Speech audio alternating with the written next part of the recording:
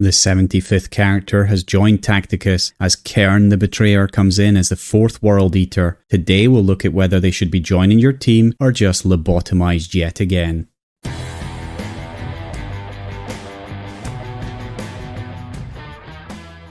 Hot on the heels of Ascor, we're joined by the 4th World Eater, Kharn the Betrayer, the champion of Kharn. They are the first legendary character for the World Eaters and will be joining us this month through the For the Skull Throne legendary character event. Kill, maim, burn. This is the mantra of Kharn, and it has become infamous across the Imperium as a harbinger of the chaos to follow. Kharn embodies the eightfold path of the blood god Kharn, and friend and foe alike are left broken, twitching and torn apart in his wake. And this is definitely a very strong character joining the game, and I think someone the Chaos players will have absolutely been waiting for. As always in this series, we're going to take a look at 3 different things: how long it roughly takes to level him up to Diamond 3 when compared to other characters, his traits and general usefulness, how good he is in legendary events, and I won't be looking too much into his usefulness in guild raids or tournaments, as I leave that to our other wonderful content creators. So let's dive right in. We will be unlocking Kharn in the new legendary event For the Skull Throne, which will be starting on Sunday the 16th of June, and I'm going to be doing a really deep dive into this in a video coming very soon so that you can fully prepare for his 2nd and 3rd events.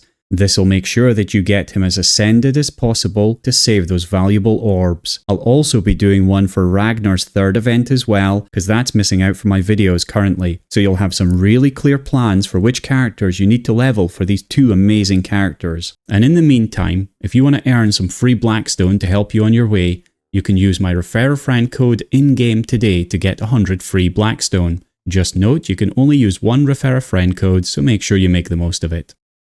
And now let's move to looking at roughly how long it takes him to level from Stone 1 to Diamond 3. The reason I say roughly is because my sheets don't take into account all the extra ways you can get free energy, like in the tournament arena, nor getting items gifted from your guildmates or from the daily shop. It also doesn't take into account any hard to get items that haven't been added in lots of places yet, but even with all that in mind, it's always interesting to see how they compare to the other characters.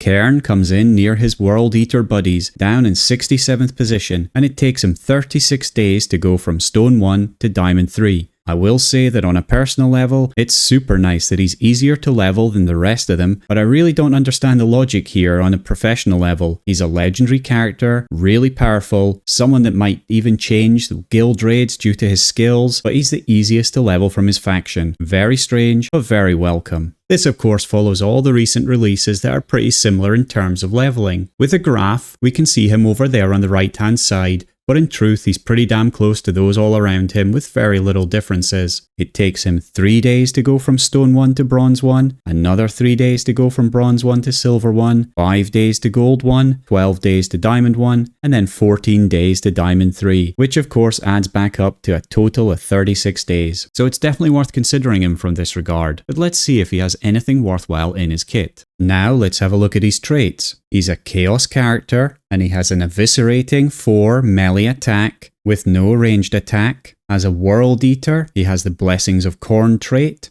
He has Rapid Assault to get into battle quicker, and he has Final Vengeance to give that last little punch in the face to whoever is near him as he goes down. For his skills, his passive is the Betrayer, and this falls into the damage category of skills. It's a really cool passive. It has 2 parts. First, after attacking, he will take a swing at another adjacent character. Then, if he's killed someone this battle already, at the start of his turn, he moves to the closest unit and then takes a swing at them too. Just be aware that if there isn't an enemy there, he will quite happily swing at your own units. Pretty damn cool, very thematic to the character. Should this be prioritized as a skill over other character skills? I think yes, it is one of the damage skills that will be a priority, especially in guild raids.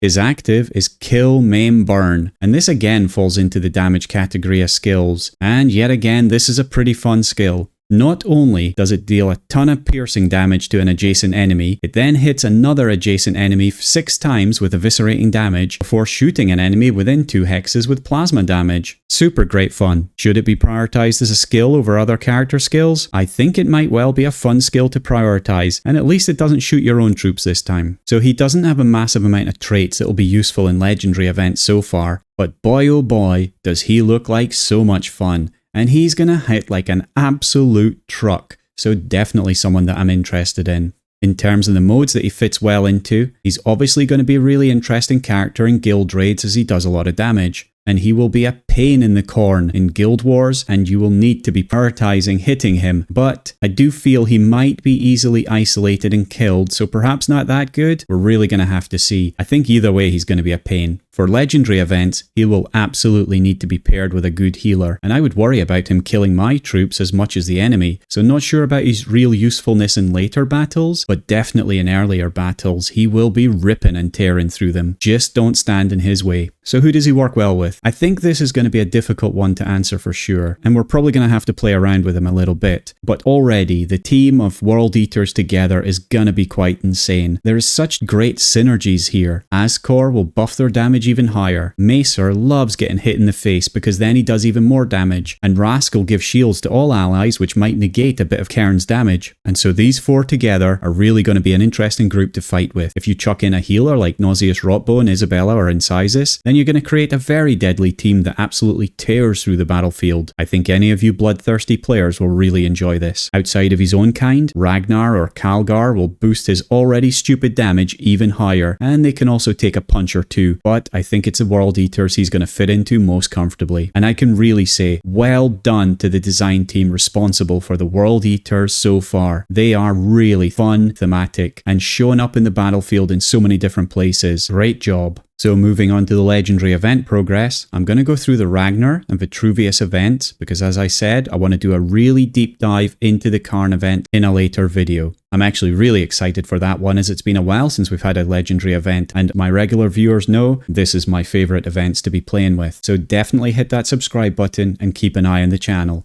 If we start with the Ragnar legendary event, in the alpha track, he appears in the melee battle. In the beta track, as a chaos, he doesn't get to play at all. In the gamma track, he appears in the piercing, melee, no physical, and no Black Legion battles. And so overall, he gets 340 points. My cutoff for good people is usually about 400 or higher, but 340 is a really good score too. So certainly in the gamma track, he's going to be someone who's really interesting to level up. Moving on to the Vitruvius event, in the alpha track, he appears in the no psychic and no resilient battles. He doesn't appear in the beta track again because it's no chaos. And then in the gamma track, he appears in the no flying, no death guard, and no psyker battles. And overall, that gives him a score of 215, which is already a really weak score. But if you have a look at the battles that he's available for, it's actually worse. No psychic, no resilient, no flying, no death guard, no psyker. 5 battles where you have so many different options for characters to put in there. So for the Vitruvius event, I would barely even have him in the team.